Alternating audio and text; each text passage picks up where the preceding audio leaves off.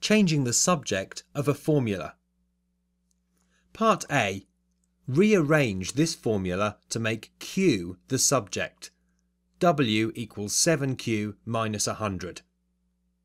The subject of a formula is the variable or letter on its own on one side. So at the moment, W is the subject of this formula.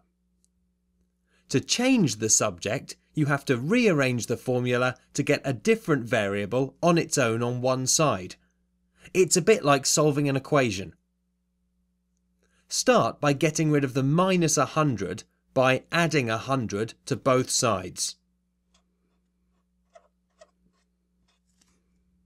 It's a good idea to write down the operation you're using at each stage to keep track of your working.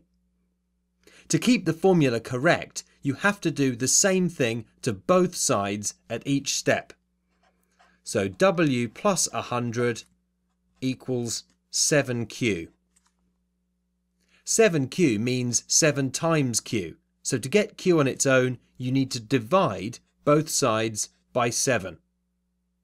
Make sure you divide everything on the left hand side by 7. You've got Q on its own on one side of the formula, so you've finished. Write your answer in the form Q equals.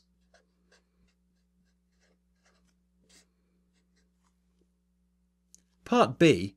Rearrange this formula to make V the subject. D equals M over V.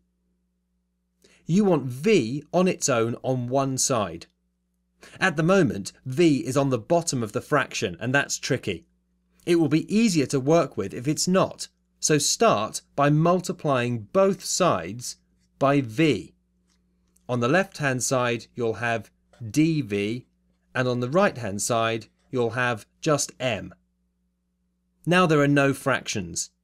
You can divide both sides by D to get V on its own. V equals M over D. You need to write your formula as V equals M over D. Don't just write M over D, because on its own it wouldn't be a formula.